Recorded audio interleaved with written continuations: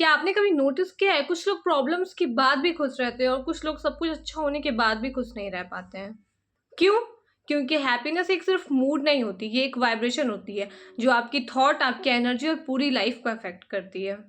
खुश रहना बस हँसना नहीं होता, इसके पीछे आपकी मेंटल पीस, एनर्जी और आपकी पूरी वाइब्रेशन जुड़ी होती है। तो आइए समझते हैं वो 5 ऐसी बातें जो आपको बताएँगी कि खुश रहना कितना पावरफुल हो सकता है।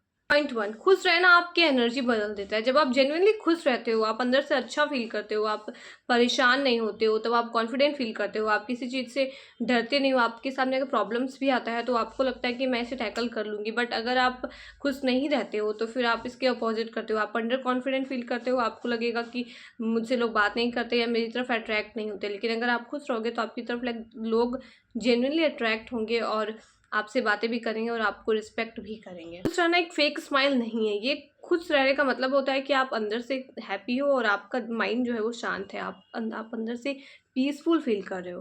पॉइंट 2, लो वाइब्रेशन क्या होती है? जब आप हर टाइम फियर, डर, एंजाइटी और कंपैरिजन करते हो, ओवर थिंकिंग करते हो, स्ट्रेस में रहते हो, तो आपका जो वाइब्रेशन है वो लो वाइब्रेशन में आप चले जाते हो। और लो वाइब्रेशन में आप लो वाइब्रेशन की चीज़ें ही अट्रैक्ट करोगे, आप प्रॉब्लम्स अट्रैक्ट करोगे, आप फेलियर्स अट्रैक्ट करोगे।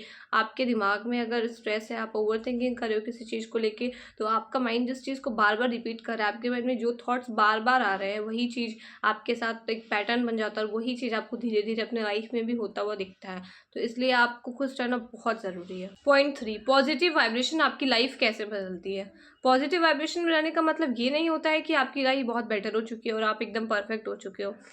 पॉजिटिव वाइब्रेशन का मतलब सिर्फ इतना होता है कि जब आप अपने लाइफ में वो सब सारी चीज़ें देखोगे जो आपके पास अच्छा है, जिसमें आप ग्रैटिट्यूड कर सकते हो, तो आपकी लाइफ भी उसी तरफ बढ़ने लगेगी। आपको और मौके मिलेंगे, आप ग्रैटिट्यूड कर सकते हो उसके लिए। लेकिन अगर आप प्रॉब्लम्स ढूंढना स्टार्ट कर देते हो कि आपकी लाइफ में क्या क्या अच्छा नहीं है और आप कैसे सैड रह सकते हो, तो आपको सैड रहने के भी बहुत सारे रीज़न मिलेंगे। अगर आप ये ढूंढना स्टार्ट कर सकते हो कि मैं कैसे हैप्पी रह सकती हूँ और कैसे अपनी लाइफ को और बेटर कर सकती हूँ, मेरे पास क्या क्या चीज़ें हैं, तो आपको वो भी दिखेगा। तो प्रॉब्लम बस इतना सा है कि आप क्या देखना चाहते हो। अगर आप हैप्पीनेस देखना चाहते हो, तो आपको हैप्पीनेस के भी बहुत सारे रीज़न्स मिलेंगे। लेकिन अगर आप सैड रहना चाहते हो, तो फिर आपको सैड रहने के भी बहुत सारे रीज़न्स मिलेंगे। जैसे जब हम इंस्टा स्क्रॉल करते हैं रील्स, तो जैसे हम लोग का मूड जब अच्छा नहीं रहता है, तो रील्स भी वैसा ही आता है हमारे मूड के हिसाब से। जैसे हम लोग सैड रील्स देखना स्टार्ट कर देंगे, तो वैसा ही रील्स और ज़्यादा आने लगेगा। और जैसे ही हम लोग कुछ एनर्जेटिक या कॉमेडी या फ़नी कुछ भी देखना स्टार्ट कर देते हैं, तो और ज़्यादा रील्स हम लोग को वैसे ही फीड्स में देखने को मिलते हैं।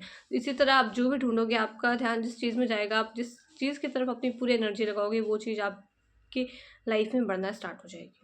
खुश रहने से आप नेचुरली अट्रैक्टिव लगने लगते हो। इसके अलावा आप खुश रहने से, अगर आप खुश रहते हो, तो आप अपॉर्चुनिटीज़ अट्रैक्ट करोगे। आप अपनी लाइफ में आइडियाज़, नए-नए लोग, अच्छे लोग अट्रैक्ट करोगे। लेकिन अगर आप सैड रहोगे, तो इसके अपोज़िट आपको बस ओवरथिंकिंग, फ़ियर और आप स्ट्रेस में रहोगे। पॉइंट 4, साइंस भी कहती है कि खुश रहने से आपका स्ट्रेस कम होता है।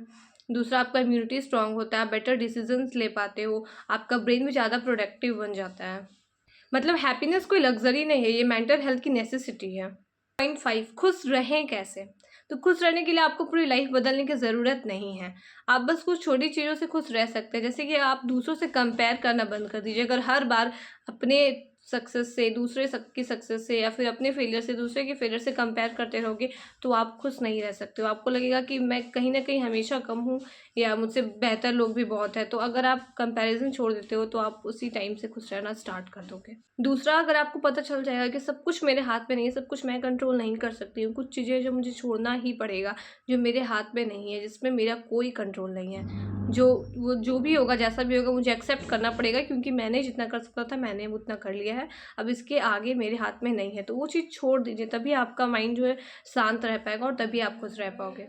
थर्ड है, ग्रैटिट्यूड कीजिए। आप अगर ग्रैटिट्यूड करना स्टार्ट कर दोगे, आप दिन में कम से कम 5 चीज़ों के बारे में, रात में या सुबह में जो भी आपके साथ अच्छा हुआ है, वो आप लिखना स्टार्ट कीजिए या बोलना स्टार्ट कीजिए कम से कम। तो आपको पता चलेगा कि आपकी लाइफ में खुश रहने के भी बहुत सारे रीज़न्स हैं और आपकी लाइफ में हर दिन कितना कुछ अच्छा होता है जो आप नोटिस ही नहीं कर पाते हो।